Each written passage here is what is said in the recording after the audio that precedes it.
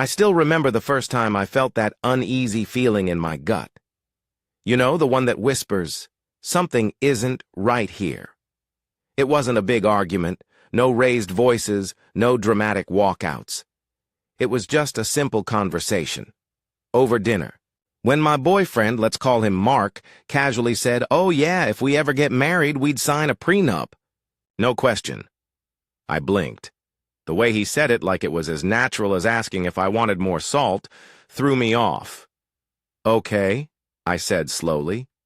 "What would that include?" Mark just waved his hand dismissively. "Nothing crazy. Just making sure everything stays fair." At the time, I let it go. We were only a year into dating, and marriage still felt like something far off in the future. Besides, I wasn't with him for money.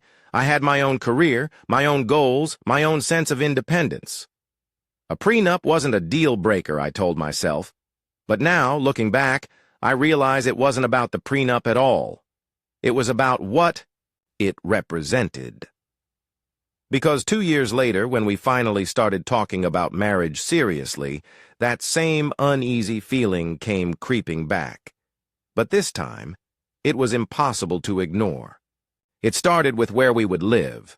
Mark's family was well off. They owned several properties, rental homes, land, investments. So, naturally, he assumed we would just move into one of the houses his parents owned. At first, I didn't protest. It made sense financially. But then I started to think about it. I imagined moving into a house I had no ownership of. A house where his parents still had the keys. A house that already had decades of their furniture, their memories, their rules. Imagined having children in a home that would never be ours. I brought it up gently.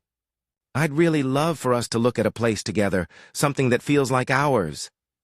Mark frowned. "That doesn't make sense. We have perfectly good properties already. Why would we waste money on rent or a mortgage?" "Because I want to build a life with you," I said carefully.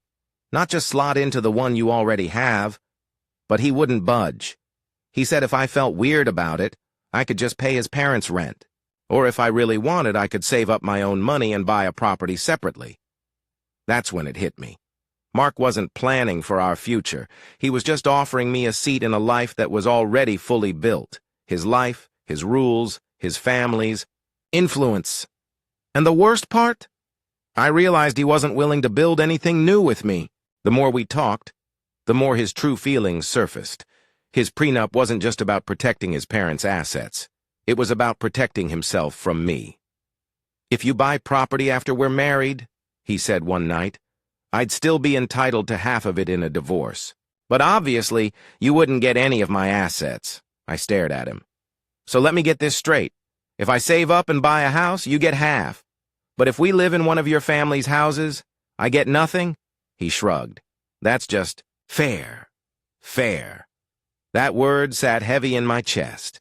This wasn't a marriage he was planning. It was a contract, a business transaction, a set of rules designed to protect him. It wasn't about love. It was about control. I didn't know what to do, so I went to the one place I knew I'd get the truth: his parents. I didn't go in with accusations. I simply told them how I felt, that I loved Mark, but the way he was handling things made me feel like an outsider in my own relationship. And to my shock, his mother was horrified. She told me their plan was always to give us a house as a wedding gift, or sell one to help us buy a new home together. She couldn't understand why Mark was acting like this. She even said, "The mother of my grandbabies will be taken care of. You're supposed to be on equal footing."